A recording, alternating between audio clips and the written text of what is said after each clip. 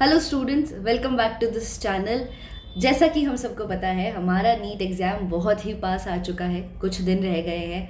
अब पढ़ाई के साथ साथ आप लोगों के दिमाग में स्ट्रेस भी बहुत चल रहा होगा and you might be searching for some video जो मोटिवेट भी तुम्हें करे और तुम्हें टेक्निक्स भी बता दे।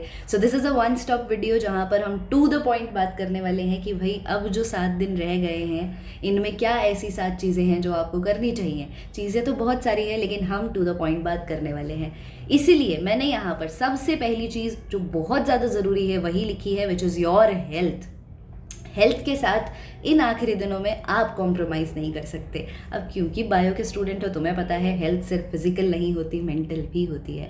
तो फिजिकली और मेंटली अपने आप को तुम्हें स्टेबल रखना है, ठीक है। अपना कंपोजर मेंटेन करके रखना है, क्योंकि यही 7 दिनों का और आखिरी दिनों का खेल है जहाँ पर आपको अपना सारी कैपेबिलिटीज़ को प्रूव करना है। तो कोई स्ट्रेस नहीं, कुछ नहीं, जितना आप पढ़ रहे हो उसी हिसाब से पढ़ो। ये स्ट्रेस मत लो कट ऑफ कितनी जाएगी, पेपर कैसा आएगा, ये चीज़ें आपके हाथ में नहीं है। और जो चीज़ अगर आपके हाथ में नहीं है तो उसके पीछे तो स्ट्रेस लेके आप अपना टाइम ख़राब कर रहे हो, राइट। सो चीज़ बस वो करो जो तुम्हारे हाथ में है, which is learning and learning, है ना। अब इसमें इसलिए health is very important. Make sure आप खाना अच्छे से खा रहे हो, वाटर इनटेक आपका बहुत अच्छा हो रहा है और आप शांत हो। फिलहाल उन लोगों के साथ रहो which give you positive vibes या जो आपको पॉजिटिव रखते हैं। Try to stay close with your mom and dad. कुछ ऐसी चीज़ में मत जाओ जहाँ से आपका रूटीन या आपका जो मेंटल लेवल है वो आपका कहीं भी किसी भी तरीके से डिस्टर्ब हो जाए। तो पहली चीज़ तो हमारी यही आ जाती है, ठीक है। दूसरी चीज़, one stop solution. What is your one stop solution?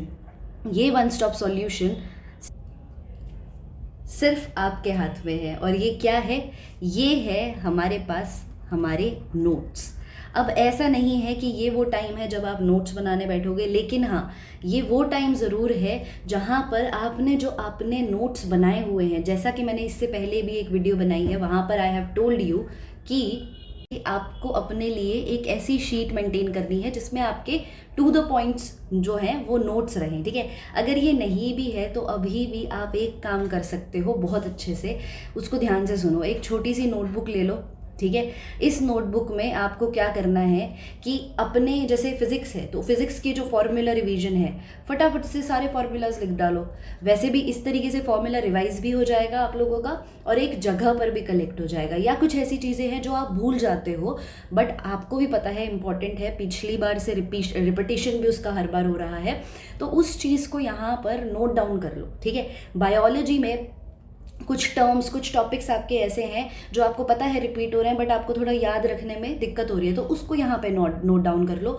Chemistry में कुछ नेम रिएक्शंस हैं, उसको यहाँ पे नोट डाउन कर लो।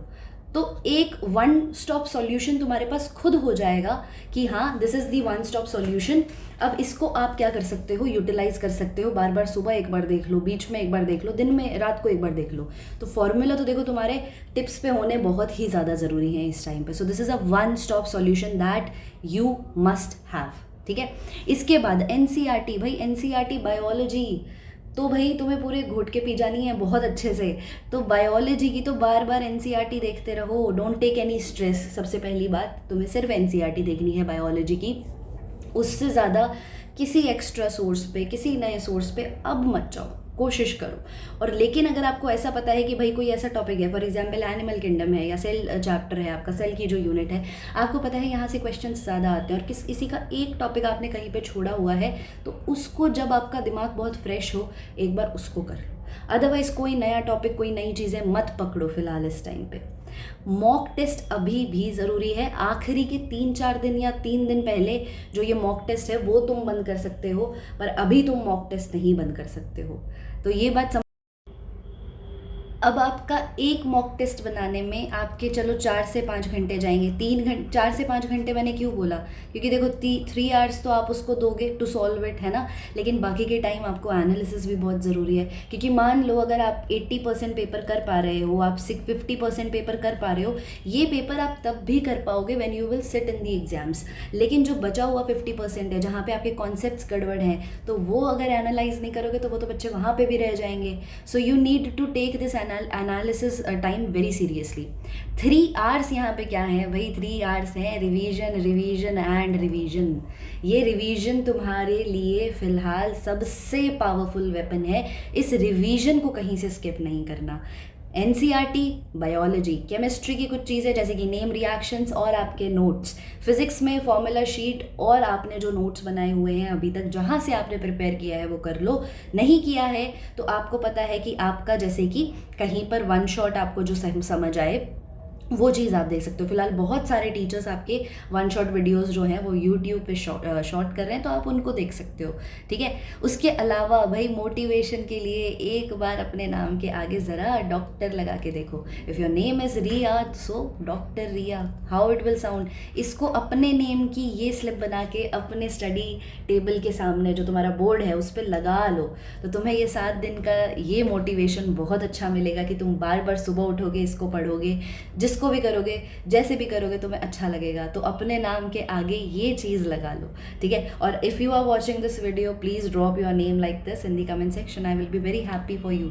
सो next is the OMR practice. देखो ये वो चीज़ है जिसको बहुत सारे बच्चे अवॉइड करते हैं, but let me tell you this is a game changer. अगर आपको नहीं पता कि आप OMR शीट कैसे फिल करने वाले हो, तो ये तो भाई सबसे बड़ी गड़बड़ है। मैंने अपने चैनल पर आपको OMR कैसे फिल करनी है वो बहुत अच्छे से समझाया हुआ है। यहाँ पे अगेन देखो, बचने के लिए अगर आप गलतियों से बचना चाहते हो कि आपकी मिस्टेक्स ना हो, तो सपोज़ यहाँ पर A का रहता है BCD, ठीक है। अब क्वेश्चन का रहता है, तो तुम्हें जिस पे लगता है ना तो बीच में एक डॉट लगा लो, वो डॉट लगा लो और उसके बाद चाहे तुम उसको फिल कर देना, ठीक है। लेकिन सेक्शन वाइज फिल करना, ऐसे नहीं वेट कर रहे हो, पहले एक सेक्शन सॉल्व कर लो फिर उसको फिल कर लो और वहाँ पे डॉट लगा दो, तो ताकि इसकी वजह से तुम्हारी कोई मिस्टेक ना हो। तो मिस्टेक होते होते तुम्हारी यहाँ पे वो बच जाएगी, ठीक है। तो this is a smart technique कि आप उस पर डॉट लगा लो। आगे भी अगर आपका कोई ऑप्शन है आपको जो सही लग रहा है, एक बार उसके अंदर डॉट लगा लो, आपको पता भी लग जाएगा कि हाँ मैंने इस पर किया था। और अगर आपको थोड़ी डाइसीनेस रहती है तो आप चेंज भी कर सकते हो आंसर अपना। तो OMR प्रैक्टिस, प्लीज़ अपने साथ OMR का प्रिंट आउट ले लो यार। आजकल तो सब कुछ ही अवेलेबल है, गूगल पे आप OMR की इमेज डालोगे आपके पास आ जाएगी, उसका प्रिंट आउट रख लो अपने पास कुछ। और जब ये मॉक टेस्ट सॉल्व कर रहे हो तो ये OMR प्रैक्टिस कर लो, क्योंकि अगर इस चीज़ में आप हैंडी हो ना उस टाइम पे कि भाई एक बार में आ रही है, आपको पता है कैसे सॉल्व कर रही है, तो आपके अंदर वो फियर नहीं रहेगा उस टाइम पे। So make sure you do this. और यही सारी चीज़ें हैं बच्चों जो आपको फॉलो करनी है, लेकिन इससे पहले कोई स्ट्रेस नहीं लेना। This is not the and examination of your life. इसके बाद बहुत सारी अच्छी अच्छी चीज़ें भी हैं। अगर आपका सिलेक्शन हो जाता है, वेरी गुड, और अगर आप रह भी जाते हो तो this is actually not the end. इसके अलावा भी may be God might have planned very best things for you ahead in your life. So इन चीज़ों से नहीं सोचते, आगे जाके आपको और अच्छी चीज़ें मिलेंगी, बहुत सारी अपॉर्चुनिटीज़ हैं। इसको एंड लेकर मत सोचो।